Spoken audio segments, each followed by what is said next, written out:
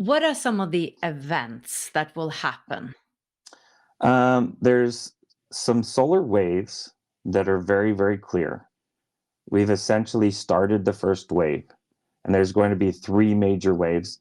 But these waves, they start out real easy, and they get heavier and then heavier. The first, it lasts for about a year, and it started on April 8th this year. Hmm. And so we're seeing a lot of that solar energy coming and hitting the earth that we haven't seen in a long time. It is a normal cycle that the earth has been through before, but each one of these waves that hits the earth, it's upgrading us. It's upgrading all life on the planet. At a micro level, though, at a level where it would be hard for us to detect unless we are looking at our old selves from a year ago or 10 years ago. Yeah, because I'm curious, like, how do I notice that there's a change, like me personally and Well, everybody? notice this. I think everybody in your audience can ask themselves this. Why is it this year, for the first time ever, everything that used to make you happy doesn't work anymore? Hmm. Ask yourself that. It's because we're moving out of that phase. Consumption does not give us satisfaction or happiness anymore. Hmm. So we've got to learn to create. And we're just shifting into the baby steps of learning how to create now. And as AI and as robotics take over a lot of the physical jobs that humankind used to do, we're going to become either philosophers or addicts. That's it. We're going to be creators or we're going to be addicted consumers. And we get to choose which route we go. And if you can't put your phone down for a day, then you're shifting towards the consumption. And that's a rough, rough road. But some of the other big things is we've got two more waves, some major waves of sun. One of them is just our sun. The other is our sun synchronizing with a pulsar. And when this happens, it creates a vast upgrade psychologically and spiritually for all of us. And some of us won't make it through that one, but it's not a bad thing. It just means that we get to cross over into the heavenly realm, into the most amazing space that I've ever experienced or ever will experience. Hmm. So it's not a scary thing at all. I'm excited to be on either side of that line. But when after that third wave happens, then we actually start seeing some shaking on the whole planet. The whole planet changes its tectonics.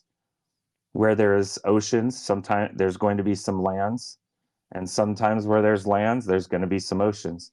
So there's going to be some major shifting, and amongst all of that, there is a mega volcano that goes off, and when it does, it shifts the entire planet Oh, wow. with the movement of that mega volcano In our lifetime? in our lifetime. Oh, Yeah.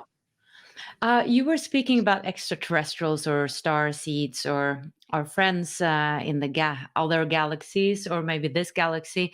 And you mentioned they are natives of this earth. Mhm. Are they connected to, well, first, the pyramids and the Egyptian times? Were they the ones building them? I So don't. I don't. This is one thing that a lot of people love to argue about is who built the pyramids. I'll tell you who we think built them is not who built them. I'll tell you that. I know that for a fact. Who we've always said built them is not who built them. In fact, I would say the pyramids predate much earlier than what we have ever recognized publicly. And I would also argue that most scientists that have studied it physically themselves and carbon dated some of the stones there, they would tend to agree with that same thing. And even if you go off of just strictly the erosion of the Sphinx, to say that it's as new as we say it is completely asinine. You have to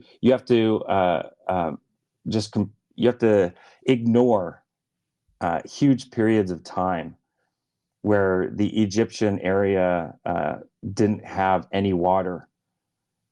And you have to ignore anciently when it did have water. to look at the erosion just on the Sphinx and try to explain it as this little micro period that it could have happened. But you know, there's many fossilized man-made materials all over the world that have been found. There's been screws that have found that are millions of years old. There's been a hammer found in stone that was carbon dated over I think 350 million years old.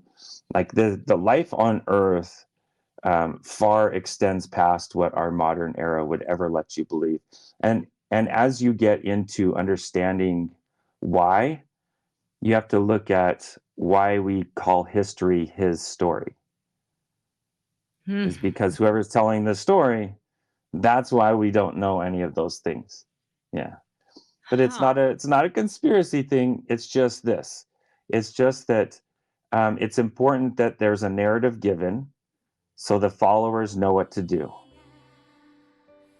To watch the full video, click the link below, and I would love it if you would subscribe to my channel.